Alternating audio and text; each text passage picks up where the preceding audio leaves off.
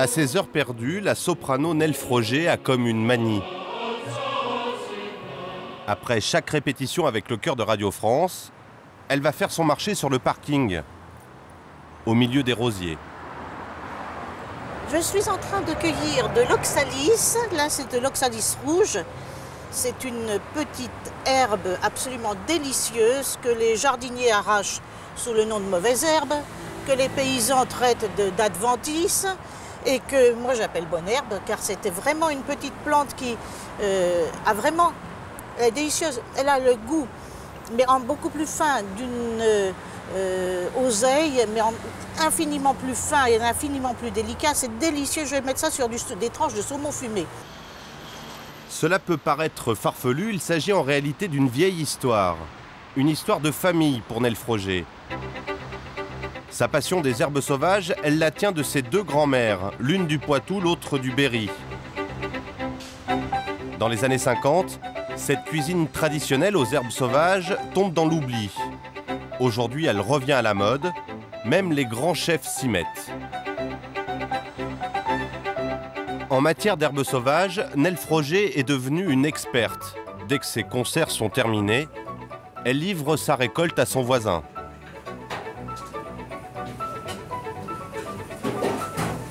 Pascal, bonjour.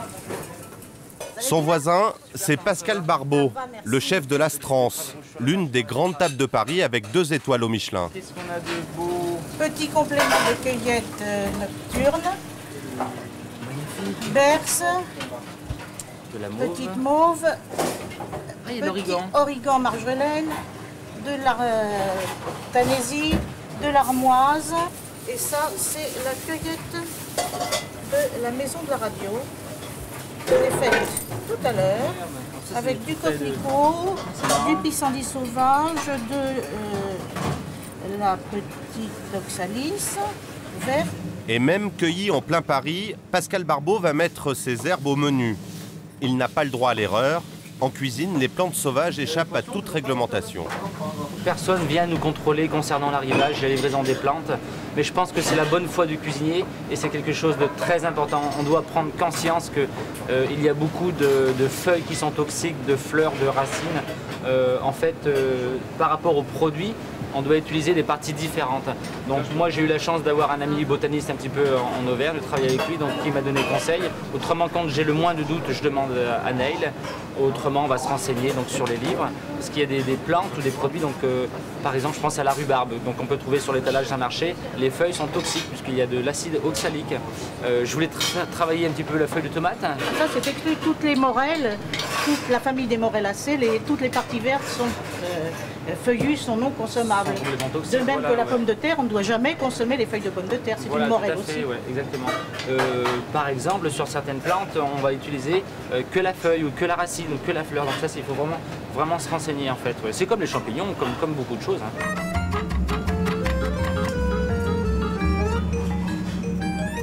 Pour moi, c'est pas forcément des mauvaises herbes, puisqu'il y a dans beaucoup de plantes un petit peu cultivées ou sauvages, il y a vraiment des associations de goût, elles ont des saveurs que je ne pourrais pas trouver ailleurs. La fleur de tanésie, on a la feuille de la tanésie, on a de la menthe des marais, on a de l'armoise. Toute une palette de saveurs qui permet chaque jour à Pascal Barbeau de créer de nouveaux plats. Aujourd'hui à la carte, des langoustines à l'oxalis, au plantain et fleurs de mauve. Une originalité que viennent chercher ses clients qui n'hésitent pas à dépenser entre 70 et 250 €. Pour ce couple, des habitués, les plantes sauvages ne sont plus une découverte. Merci madame, monsieur, nous vous proposons les langoustines avec une petite pousse qui s'appelle l'oxalis. Donc en goûtant, c'est vraiment une saveur un petit peu peau de cerise verte. Tu ne sens pas tout de suite l'oxalis, hein? Il y a des pics d'acidité, notamment l'oxalis. Tu as remarqué, en finale, c'est vraiment très vif. Moi, j'aime bien. Oui, c'est une acidité très tranchante. Ouais, c'est très dynamisant pour le plat, en fait. Ce qui est amusant, c'est qu'on saute de petites marches comme ça, de l'acidité, avec des choses extrêmement rondes, comme la feuille de plantain, que moi, personnellement, j'ai jamais encore mangé. L'oxalis, j'avais l'occasion d'en goûter. Voilà, la mauve, je ne savais même pas qu'on pouvait la manger. On en voit souvent le bord des routes, c'est magnifique, surtout à cette saison. Et c'est formidable. Si je vous dis qu'elles ont été cueillies pour la plupart dans un massif de rosiers parisiens, est-ce que vous êtes étonné, surpris? Non, pas du tout. Non, on voit bien quand on a l'œil exercé comme ça aux petites plantes, on se rend compte qu'il y en a partout en fait. Et l'idée c'est que la plupart du temps on passe sans les voir ou alors on les aperçoit comme ça globalement. Pascal Barbeau n'utilise pas que des cueillettes parisiennes pour ses créations. Beaucoup viennent de Bretagne. Le chef est livré chaque semaine par cette femme, Annie Bertin, la seule agricultrice en France à récolter et à vendre des herbes sauvages. Il y a 15 ans, elle arrête les céréales pour se lancer dans l'aventure.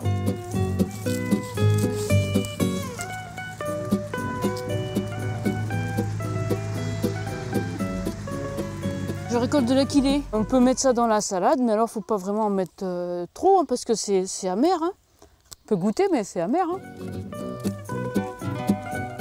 Formée par de grands botanistes, Annie est devenue la spécialiste de cette production un peu particulière. Désormais, elle sait où débusquer l'herbe sauvage, parfois jusque dans les sous-bois les plus inaccessibles. Cueillir des herbes sauvages, ça demande du travail. Ça se fait pas tout seul, hein, faut pas croire. Hein. Non.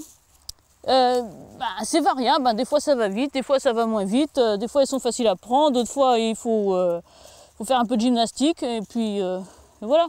Alors le lierre terrestre par exemple, c'est la salade sauvage que je vends, celle-là elle n'est pas 13,50 €, hein. Je crois que je la vends 25 ou 26 € le kilo, parce que ça pèse 3 fois rien. C'est pas avantageux du tout, enfin d'ailleurs on n'en fait jamais 1 kilo, hein. C'est beau possible, hein. Quand j'en aurais fait 100 grammes, là ce sera déjà beaucoup. Alors 100 grammes ça fait pas une fortune, à 25 francs le kilo ça fait que 2,50 €, alors faut déjà y aller, hein. 13 à 26 € le kilo, les plantes sauvages permettent à Annie de gagner sa vie. Sur 40 hectares, elle réalise un chiffre d'affaires de 280 000 € par an. Commercialiser les ennemis de tout bon jardinier, c'est donc une idée qui marche. C'est vraiment incroyable de faire payer les mauvaises herbes alors que tout le monde peut les ramasser. Mais j'ai toujours pas compris pourquoi il n'y avait pas plus de gens à s'y intéresser, alors que c'est relativement facile. Chez Annie, c'est une vraie petite entreprise. Après chaque cueillette, les herbes sont entreposées dans cette chambre froide. Comme n'importe quel fruit ou légume, les herbes que l'on dit folles sont triées, pesées, conditionnées. Après, il a aussi pris du pourpier sauvage. Et c'est par centaines de colis qu'elles partent 2 fois par semaine dans toute la France. Ça va pour la Mijan, à Paris. Hop.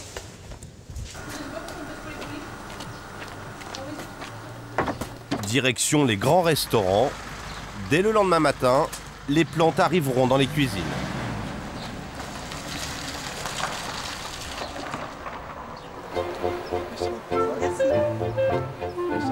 Succès des herbes sauvages, il existe maintenant des stages pour apprendre à les reconnaître, car la cuisine des plantes ne s'improvise pas. Vous avez vu? Ça, c'est une merveilleuse plante. On l'appelle aussi petit chêne, parce qu'elle a des feuilles vaguement lobées. D'un côté, c'est vert foncé, puis de l'autre côté, c'est blanc. On en faisait de la tisane dans le temps. Vous voyez? L'ortie, vous connaissez? L'ortie, on l'appelle ortie dioïque.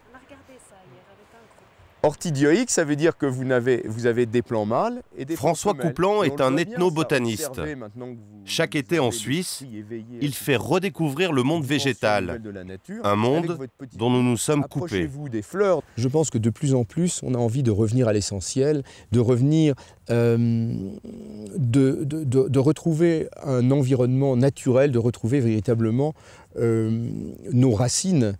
Et elles se trouvent là, elles se trouvent autour de nous. Donc, ça me paraît quelque chose de complètement logique à l'heure actuelle, où nous sommes vraiment dans le royaume de l'artificiel, que de vouloir retrouver quelque chose de totalement naturel. Et là, les plantes sauvages sont un excellent moyen, c'est vraiment un excellent intermédiaire entre nous et la nature. Retour aux sources, mais attention, danger. La nature peut cacher des poisons. François, ça je Oui. peux le manger, non? Non, attends, ça c'est du bouton d'or, ça. Renoncule. Une renoncule. Et alors, C'est toxique, hein, toutes les plantes de cette famille sont dangereuses. Il y a des plantes qui sont pas bonnes à manger, ça il faut le savoir. Jeu pour beaucoup d'enfants, le bouton d'or est donc toxique, mais pas mortel. D'autres plantes le sont. Celle-ci par exemple, la digitale, un vrai poison à surtout ne pas cueillir. Mieux vaut connaître les plantes, c'est ce que viennent chercher les stagiaires de François Couplan. Pour venir ici, il faut aimer la nature et la cuisine. C'est le cas de France, elle vient de Lyon. Ça, c'est du rumex alpin, en fait. On va pouvoir utiliser les pétioles. Et puis je crois aussi le lin, mais là je sais pas trop ce qu'ils veulent faire avec. On va faire des ramequins. On va faire un flan, c'est ça? Une sorte de flan, oui. Une sorte de flan de pétiole, après les avoir bien pelés et puis coupés en petits tronçons. Parce que c'est excellent, ça, c'est une saveur de... Ouais, c'est... Saveur de... C'est frais, c'est aromatisé. Ça fait pomme verte. Hein? Granny Smith, Granny ouais. Smith, ouais. Pourquoi pas? Quand on l'a dans la bouche ou quand on l'a au nez, c'est complètement exceptionnel. Il y a des saveurs et des odeurs qu'on soupçonne pas, quoi. C'est vraiment extra, quoi.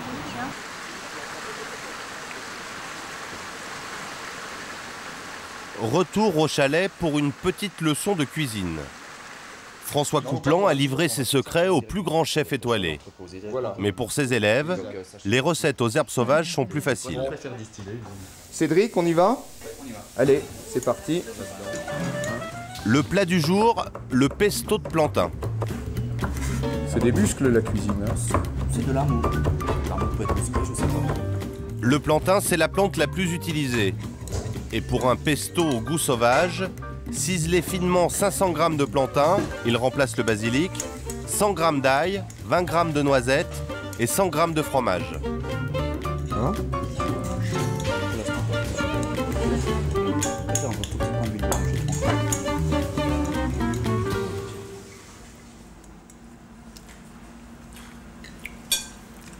Oh, bien. C'est terminé là. Ah ouais. Là vous avez terminé. Elle est pas belle, l'ami. Ah non, mais avec tout ce qui a été fait. Après de longues heures passées au fourneau, la dégustation. Je vous ai dit, Une soupe de bon Henri à la fleur de berce, une découverte pour France. c'est fait pour, hein. Non seulement ça apporte de l'arôme, mais ça apporte en plus la puissance de la longueur. Oui, il est beau. Tu partirais sur du c'est difficile à percevoir tant qu'on n'y a pas goûté parce que c'est vraiment des saveurs qu'on ne connaît pas, qu'on n'a pas dans notre alimentation traditionnelle. La berce, il n'y a pas d'équivalent. C'est simple, c'est... Moi, je vous conseille d'essayer.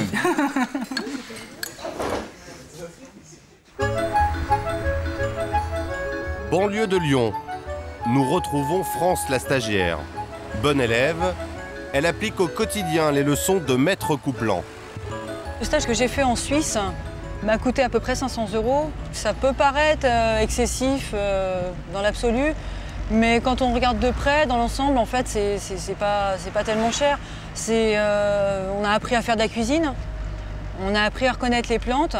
Ça fait maintenant 3 ans que je m'intéresse aux plantes et je peux enfin vraiment me servir dans la nature. D'ailleurs, je vais vous emmener à mon supermarché naturel, comme je dis. C'est un endroit où je vais ramasser des plantes assez fréquemment et j'aime bien. 2 fois par semaine, France vient ici faire sa cueillette. Aujourd'hui, ce n'est plus une débutante. Et les plantes, c'est comme les champignons, il faut connaître les bons endroits. Le plantain est vraiment une plante facile à reconnaître. C'est une des premières plantes d'ailleurs qu'on a appris à reconnaître pendant le stage de François. Simplement par ses feuilles qui sont quand même assez caractéristiques avec ses nervures parallèles. Donc c'est une plante qui est vraiment pratique pour les débutants. Et puis on peut la cuisiner à toutes les sauces en fait. Les jeunes feuilles, elles sont toutes tendres, donc on peut les utiliser en salade, on les utilise crues. Les feuilles un peu plus anciennes, on va les utiliser cuites. Donc en soupe, en quiche, elles ont un petit goût de champignon qui est vraiment super sympa. Donc aujourd'hui, je vais essayer de les cuisiner je vais faire des tomates farcies crues avec du plantain et de l'ortie. Dans sa cuisine, France prépare sa recette au plantain.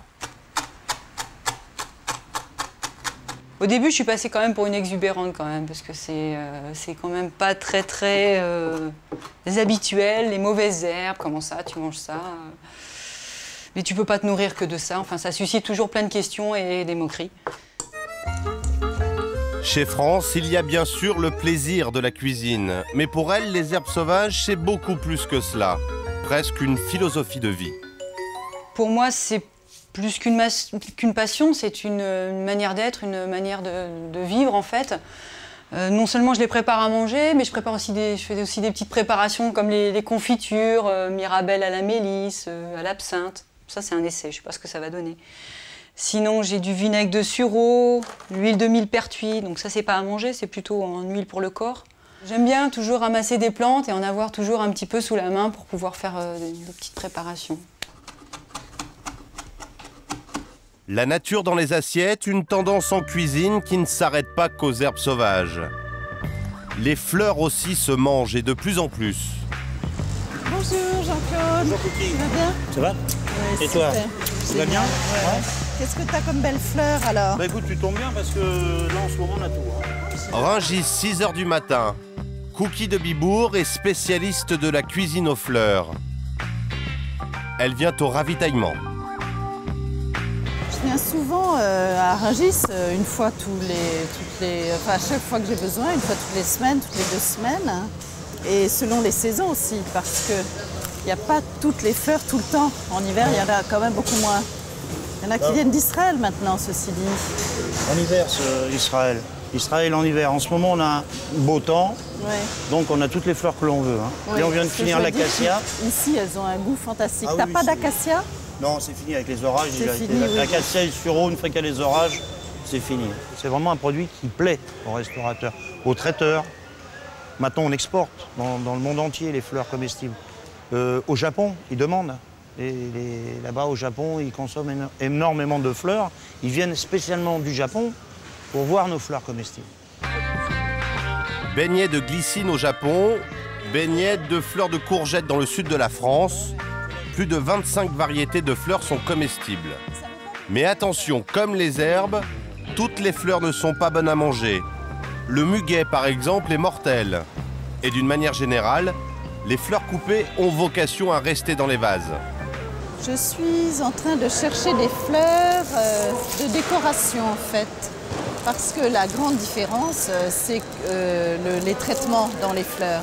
Les fleurs, il y a des fleurs toxiques et il y a des fleurs comestibles, mais de toute façon, les fleurs de fleuristes ne sont pas mangeables parce qu'elles sont toutes traitées avec des conservateurs et des pesticides. Donc, à éviter absolument, absolument, absolument. Voilà.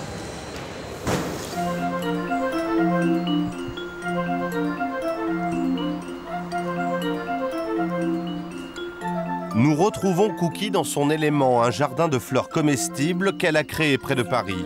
Elle donne ses premiers conseils en fleurs à un grand chef. Yannick Aleno règne sur les cuisines de l'hôtel Meurice à Paris, un 2 étoiles au Michelin. Donc, là, tu reconnais le calendula, donc le souci. Donc je l'ai fait en beignet, tu vois. Tu peux mettre tu enlèves les pétales, tu les mets dans les omelettes, etc. Alors ça, c'est un tonique du foie. Donc tu peux faire aussi une cuisine intelligente, diététique, tu vois, voilà, diététique, intelligente. Parce que ça, avec les œufs, les œufs c'est un peu lourd. Donc ça, c'est un tonique du foie. Donc tu mélanges ça à une omelette, c'est génial. Ça, c'est la centaurée. Tu vois, tu sens à quoi tu le réfères, tu vois. Tu vois, tout de suite, là, je te l'associe avec de la pomme.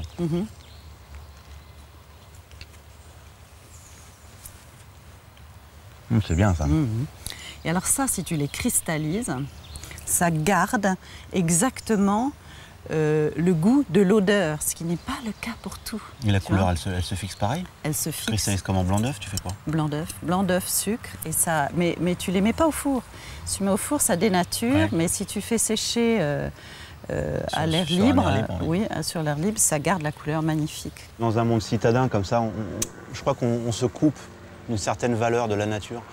Et nous, en tant que chef, on a besoin justement de temps à autre de revenir et puis de se dire voilà, c'est formidable, j'ai un goût complètement nouveau. Et puis ça développe un imaginaire complètement différent. Parce qu'on a une palette incroyable et je crois que de l'ouvrir comme ça et d'aller chercher encore des trucs un peu différents nous aide beaucoup. Nous.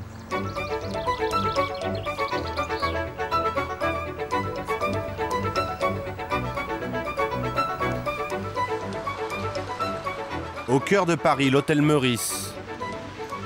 Direction les cuisines du palace. Tu veux... On peut pas se faire un guacamole avec ça, Philippe, un espèce de guacamole de bégonia ou un truc comme ça. Ça, j'ai mis dans le guacamole. Ouais. Ah oui, c'est génial. Sur une base d'avocat? Gazpacho et guacamole. Moi, j'ai pas envie de mettre ça sur de l'avocat, par contre, ça me gonfle un peu. Bah, si tu veux, c'est citronné, donc ça va venir rappeler, comme c'est un peu piquant et citronné, ça va venir rappeler le lime, le citron vert un peu, tu vois. Je leur donne un savoir qui est les fleurs comestibles avec tous leurs goûts multiples et eux vont inventer des recettes magiques, fines, extraordinaires comme ils savent le faire. J'ai goûté une de ces petites gelées, alors je l'imagine avec tous ces goûts nouveaux, ça va être extraordinaire.